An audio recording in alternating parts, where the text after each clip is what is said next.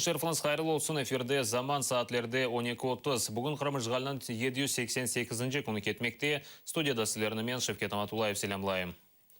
Бүгін Махкеме Меджлисіні ясақ ете біле. Бұл ақта Құрылтай Сайлав комиссия елбашысы Заир Смедляев білдірді. Бұл ішіні Қырымнан Юқары Рус Махкемесі бақа. Беллеке даваны озыны Қырымтатар тешкілатлары кібі адландырылған бірлешме азаларының аризасы есасында Қырымнан ишғалжы прокуроры açты. Меджлисіні ясақ етіп экстремистик бірлешме кібі танымаға істейлер. Кеченлері есе Поклонская қарары есасында Русияның адлиеджілік назерлігі Меджлисіні экстремистик бірлешмелер жедвеліне кірсетіп фалиетіні тоқтатты. Поклонская қарарыны Махкеме козогіне алған.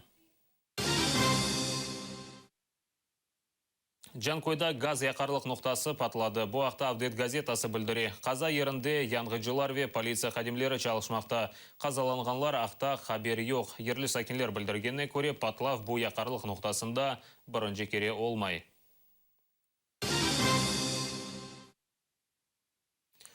Керечте терроризмге қаршы операцияға шер сакенлері ве журналистлер оғырады. Полиция қадемлері идманларына шер бақчаларының бірінде кечіргенлер. Рус аскерлері соқақ бойы кеткен инсанларына апансыздан тоқтатып, яшына бақмайып, ерге ятмаға мечбур еткенлер. Я шла вдоль Бакирова, вдоль дворца пионеров. Там из-за забора военные какие-то, в зеленой форме, я не знаю, кто они были. Они мне крикнули «стой». С автоматами? Да, с автоматами. И показали, по Кирова вперед. Не туда вернуться на генерала Петрова, а вперед, по Кирова. И сказали, быстренько идите. Я побыстрее оттуда, откуда я знала, что тут в кустах еще сидят. Я буквально вот так, как до этого, до бордюра, дошла быстрым шагом. Буквально пару метров, да?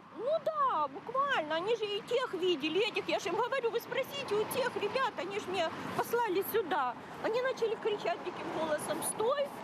И все, сумку положи на землю и ложись лицом на землю. Я им поясняю. И все, начали меня обыскивать. Я поясняю им, что у меня рука. 2 недели назад гипс сняли. И им это ничего, да? Да ничего. Потом вас погрузили на машину, сумку вашу начали обыскивать? Сумка осталась на дороге, они не разрешили ее брать. А я видела, что вы таблетки пили. У вас больное сердце? Мне 51 года, мне 65 лет скоро будет. Как это приятно, все, мне больно, просто я поясняла, у меня рука, гипс только сняли. Я ж уже никуда не могу вырваться от них. Куда я иду?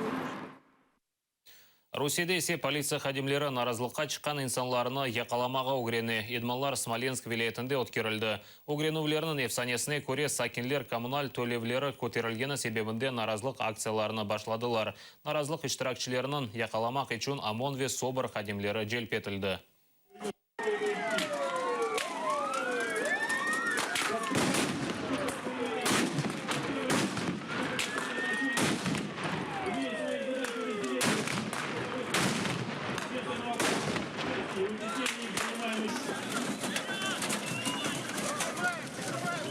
После чего осуществляется перевозка задержанных в отделы полиции для дальнейшего разбирательства. Ахмеджет районының Украинка қасаба сакенлері судан марум қала біле. Койге ағнен су берілмей. Сакенлер суыны чоқырақтан алалар. Оната 30 ел евелісі өзлері абаданлаштырғанлар. Ләкин кеченлері чоқырақ етрафында олған топрақларының сайыплері пейда олған. Инсанлар шекет етелер топрақ дамартыларында евлер құрылса, чоқырақ суы черкев суларнен қарыша біле. Вот так каждый день.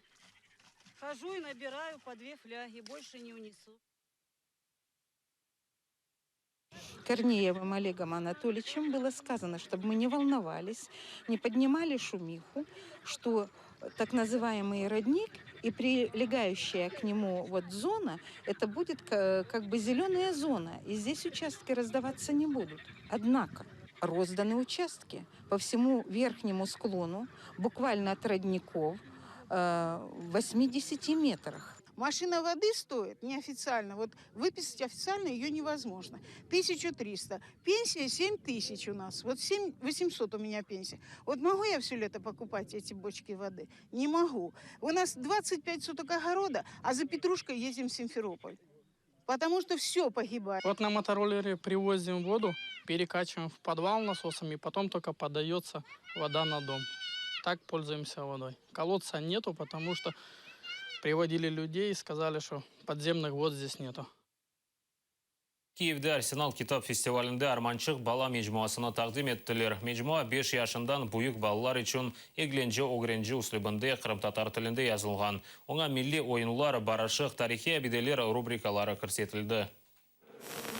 Этот журнал в первую очередь, он сохранит язык. Я так думаю, что в дальнейшем дети, это как пособие для изучения языка еще будет. Со следующего номера уже начнем историю крымских татар, адаптированную для детей, рассказывать. Это будет страница музея Лари-6. Kitap festivalinde 30 yıllık tarihinen zengin olgan Қасебет мejmuasını da taqdim өткерілді. Onun baş mariri Şevket Kaybulayev bildirgеніне көре, mejmuada Совет үкіметінің диссидентлері, milli hareket ve Kırım tatarlarının lideri Mustafa Cemilov hakkında maqaleler derç etildi. Mejmua üzerinde yaş tadqiqatçılar ve tarihçiler çalışa. Мы как следует еще не ознакомили международное общество, других историков с нашей историей.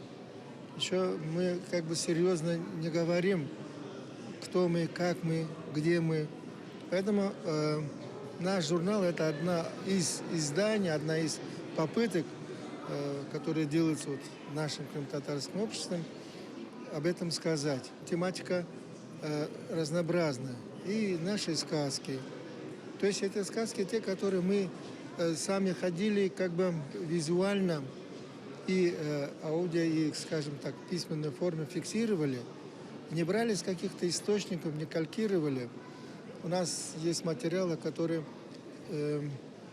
показывают, какова была степень и глубина фальсификации вот нашей истории, в данном случае и наших сказок, как они переиначивались под идеологические интересы.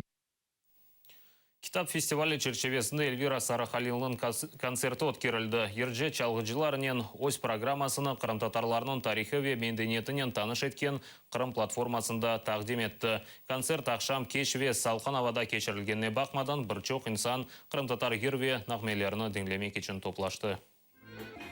Відчути тут, на Україні, кримсько-татарські нотки, старі пісні – це, як щось неймовірне. Нехай це було лише час, лише година, але ці відчуття, ці спогади, які пов'язані з Кримом, промількнули в мене в голові, і мені було дуже приємно це чути. Дуже класний концерт. На високому музичному рівні. І ми скучили вже за татарською музикою. За татарами скучили. У нас же ж зараз приїзд, ви знаєте, там складний дуже, да?